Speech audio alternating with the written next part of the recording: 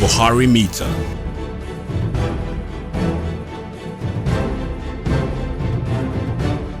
The point some people will celebrate the fact that we've been together for 59 years. It's not been easy. Any marriage that lasted that long must be celebrated, despite the quarrels. Another way to look at it is that has Nigeria lived up to its potentials? And that is where there appears to be a consensus that it hasn't. Some time ago, I think in 2010, former American ambassador to Nigeria, John Campbell, wrote a book which he called Nigeria Dancing on the Brinks. That is, Nigeria perpetually hanging on the precipice. And that has been our lot, that we move in circles, and we decided to make the precipice or the brinks our comfort zone. We don't move forward, we don't trip over. So that those who have been predicting, and that's been this prediction or that this whole marriage was going to unravel, has been there even from 1900. In 1914, we had the famous saying, the mistake of 1914 has come to fore. But we have remained together. Some people will wonder whether remaining together in a bad marriage, in a marriage that is dysfunctional, should be celebrated. Others will say, yeah, the fact of being alone together for that long, at least you can celebrate your golden jubilee, is it not? So I think we have to face the fact that a lot of things, we have to look at it in terms of the cup not being just being half full. There are things we ought to have done differently. Why is it that we have not been able to fashion out a nation from the nationalities that aggregated or came together to become the Nigeria? What was the state of nation building 20 years ago, and what is the state today? And many people will argue that the social distance among Nigerians has widened considerably, and that all the metrics for measuring, or most of the metrics for measuring the progress in the nation building process are in the negative territory. So in that sense, we have a lot to do. And we cannot just take solace or assume that because we have stayed on this brink, on the precipice for too long, that it has become our comfort zone and therefore will not trip over.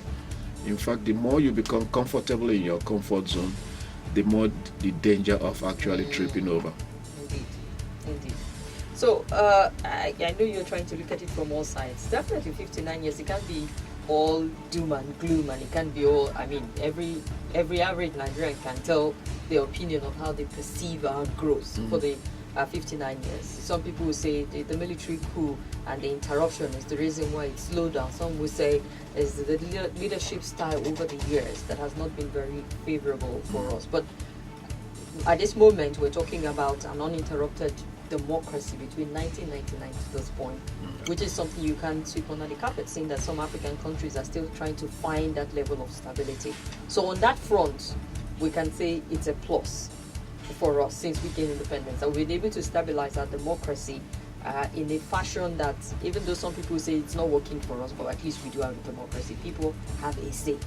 Well, I'm not too sure if we can say, depends on how you define it. Yeah, we have been under civilian rule, but you also do know that for societies that are emerging from prolonged period of dictatorship, they will always retain these authoritarian impulses, and that the risk of democratic reversal tends to be very high. Yes, we made progress if you compare to what was happening in 2003, between 2003 and 2007. But some also will argue that there has been actually reversals. There have been some democratic reversals, and that personal freedoms, the liberties that underline, that undergird what we call democracy, they are in abeyance, they are under threat in this dispensation. So the democratic space can contract and expand. We've witnessed a period of expansion, let's face it, despite the fact that the negative aspects of the Jonathan administration, you can say the democratic space was wider. You could say a lot of things, you could criticize the government, and very few people were arrested. People now fear. The democratic space seems to be under threat. But then, as you say, democracy is never won on a platter, so people are also contesting that space with the government. And if people do not give up and continue to contest, the more we win that contest, the more the democratic space expands. The more the government wants to try something, and it doesn't succeed in shrinking the democratic space, the more the more mature our democracy is. But for as long as any government will always try, even the Jonathan government, when it came up, the first thing it did after winning the election was to come up with a proposal of a single term, 6-year single term tenure, which some of people suspected was an agenda to a kind of extend his tenure, and people struggled against it and won that struggle, and that was a plus for democracy. A couple of things are not going very well in this dispensation, and some people are complaining, some people are writing, some activists, some NGOs are complaining. So it's an ongoing struggle. Okay, Prof, if you look at the political trend across the world, people will say democracy is going into recession. For instance, one of the reporters from the CNN actually coined that democracy is in a recession across the world, and he made reference to what is happening in Rwanda, where the people are commending the current president. But if you look at his human rights record, it's poor.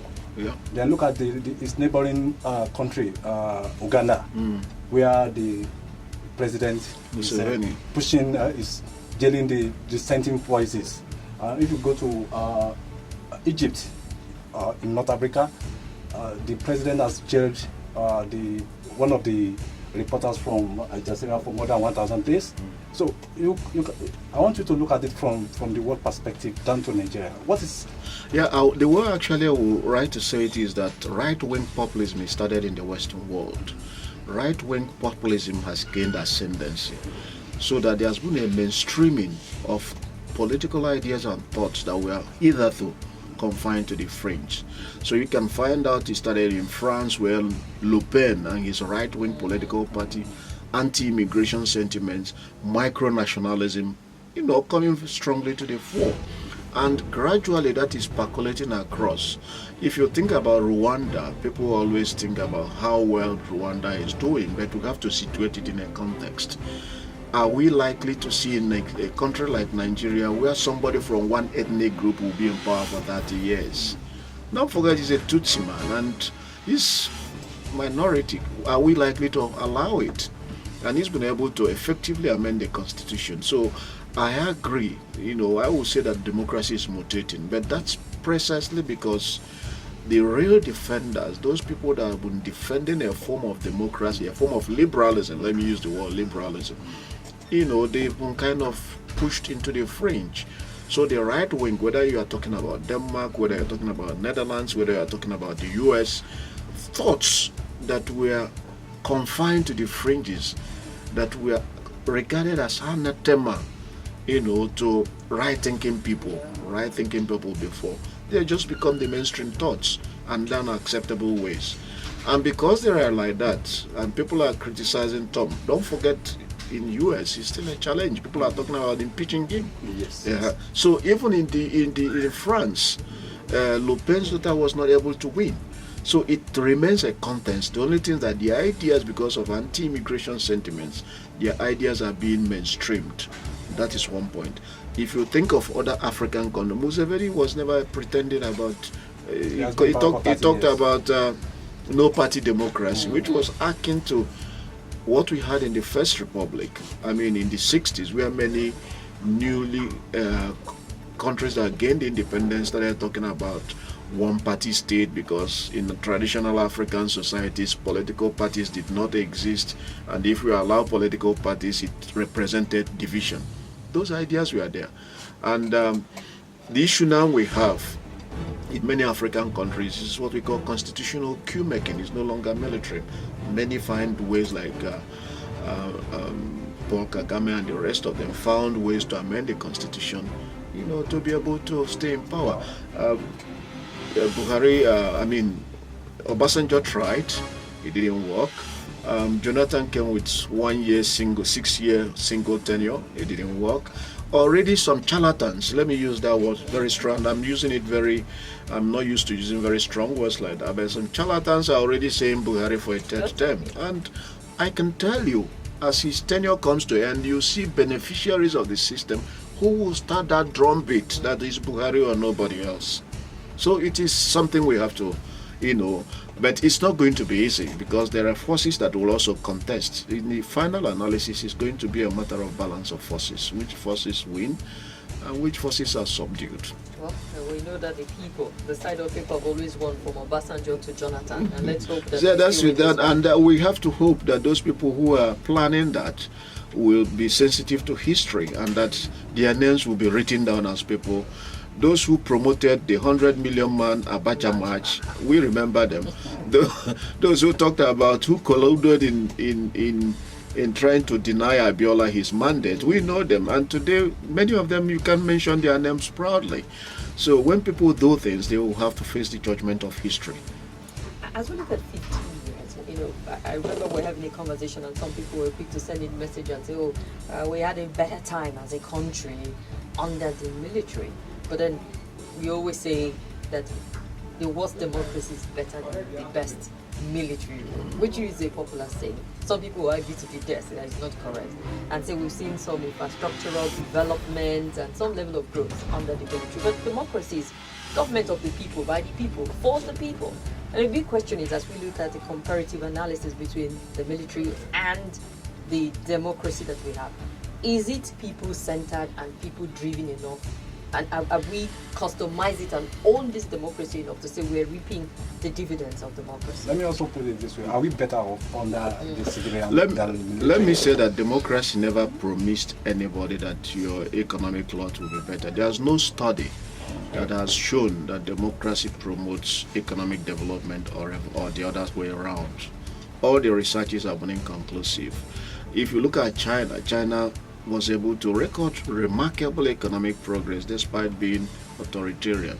If you look at Singapore, all the achievements of Yuan Kuali, they were never Malaysia, they were not really, On the other hand, they say that in the long run, because freedom,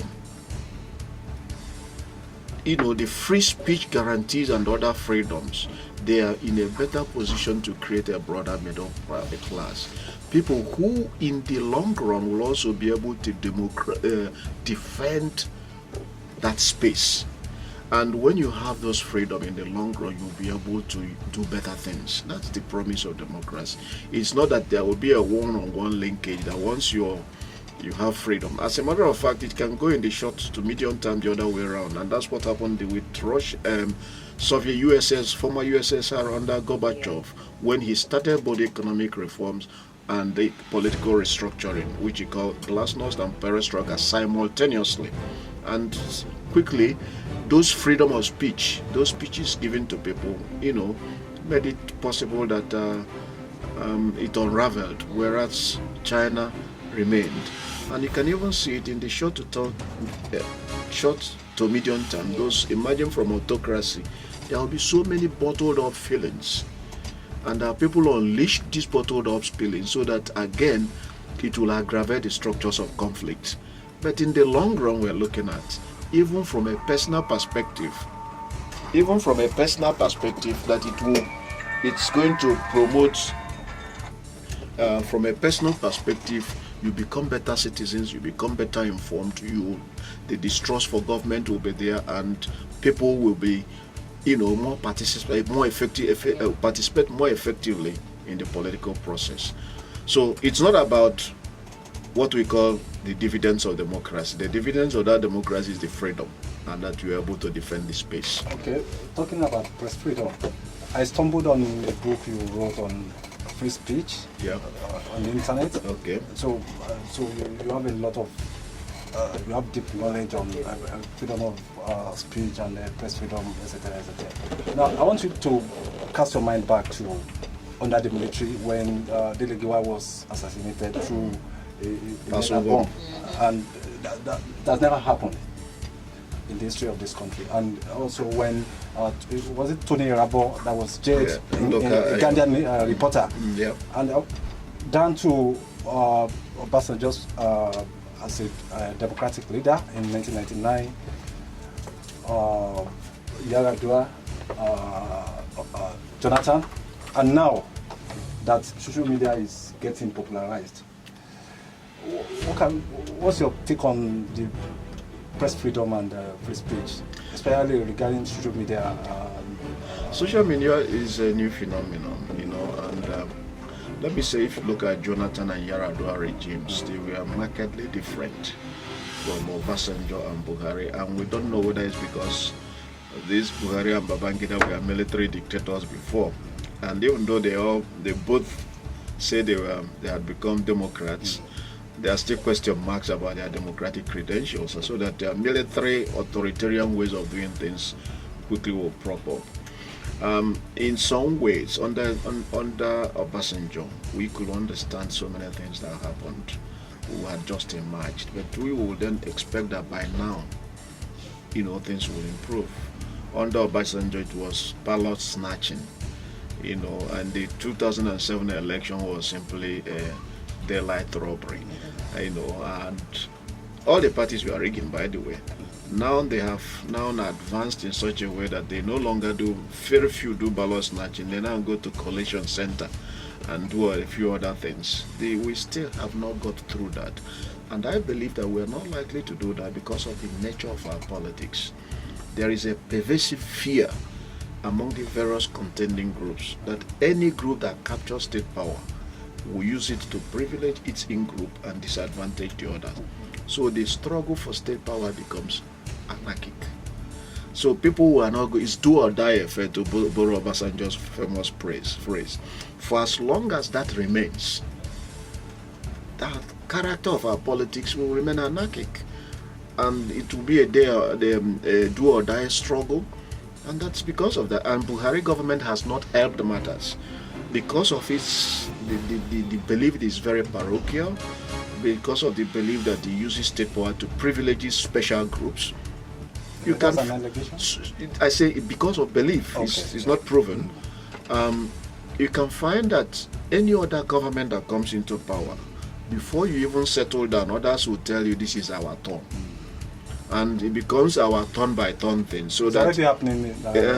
So once you get it, whatever advantage you believe state power was used to give to certain people, you spend a lot of time trying to change it and move it towards your own direction. In the end, it becomes like a Russian roulette, a game of musical chairs. And that's what I think they mean when they say we are dancing on the brink. So you do this to privilege your own group. I wait out my time. It comes next time. It becomes your Toten's turn.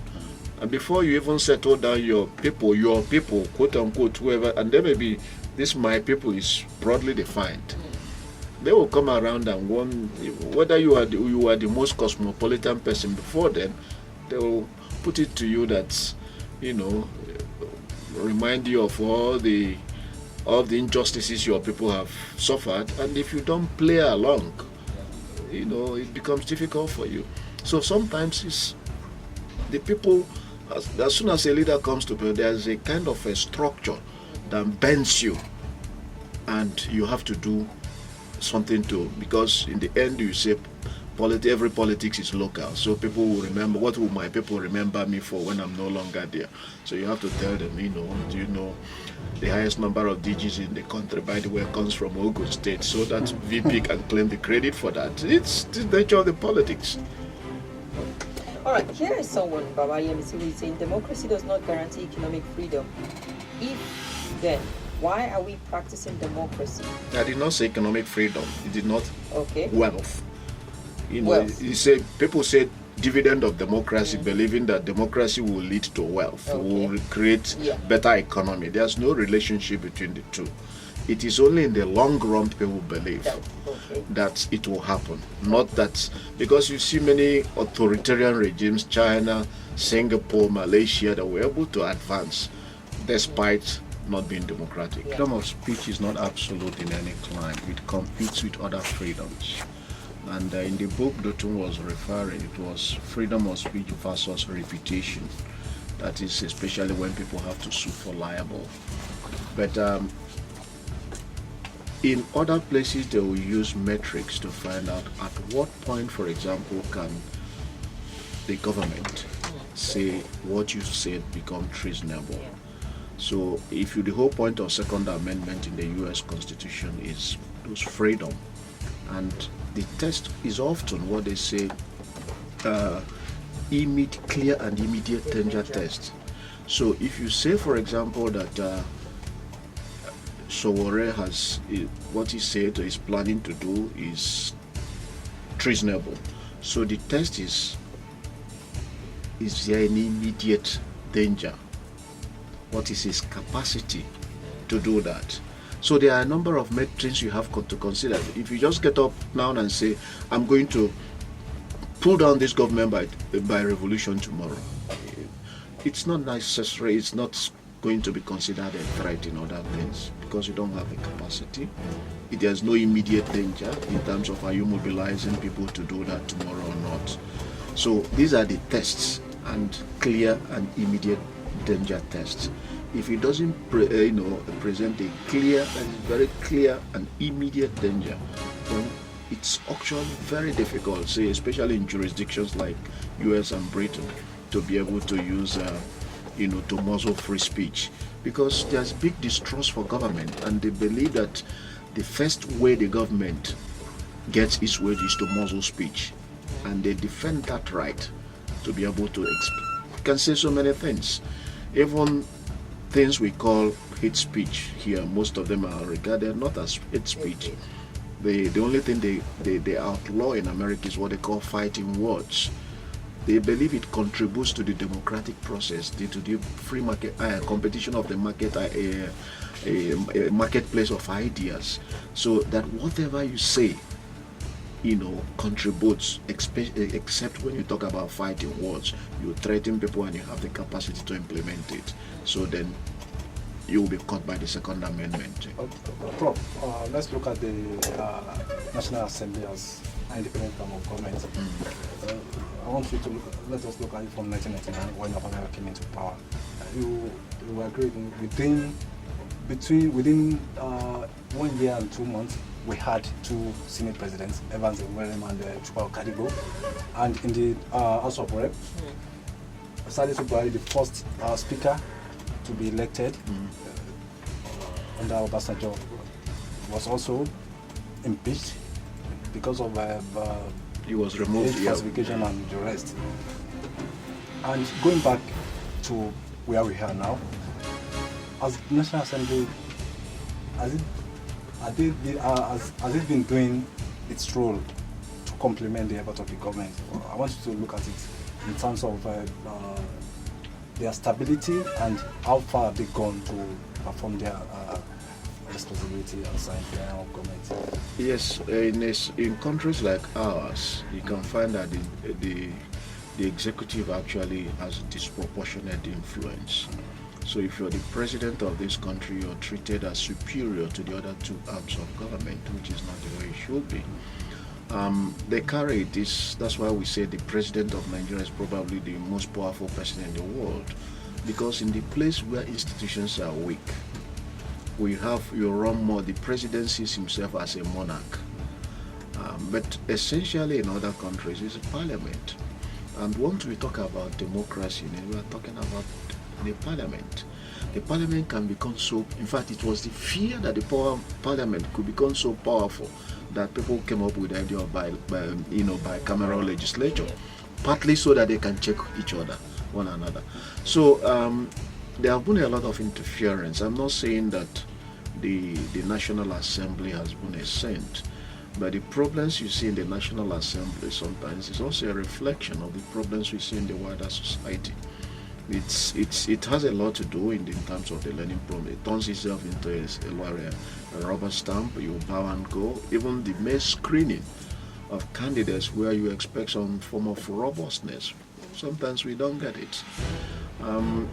So hopefully as we grow, all their arms, the judiciary, the executive, there's still a lot of room for growth for all the other arms. All right, we're going to open the phone lines. If you want to join the conversation, feel free to call up and make your comment or ask your question. You can call 094600-951 or 0809-5974-869 or 0803-123-0293 as we look at Nigeria at 59. Now, one area that I know a lot of people have raised some concern is the area of human rights abuses and violation. And I know in the past we've had, very damning reports about human rights violation in Nigeria. And we've had this president, commit to ensuring that this record are straightened in Nigeria. However, we still have quite a lot of it going on here. A lot of violation of rights, a lot of court orders not respected by this administration, and people are saying rule of law is not obeyed. These are some of the things that make up a healthy democracy. And if the government is not going by that, it takes something away. Let's get your take, Professor, here on rule of law. Respect for the rule of law. Yeah, respect for the rule of law. It's absolutely important in any democracy, but when it's not respected, that arm of government, the judiciary, they come up with positions and it's disrespected. A professor is incidentally is also a lawyer. Oh, that's a good one. I have a law degree. I cannot call myself a lawyer. Go out and practice. Let me say that rule of law is very important, but you can find that it's not actually only in Nigeria. Most governments, they pick and choose which laws to obey and which ones to not to obey.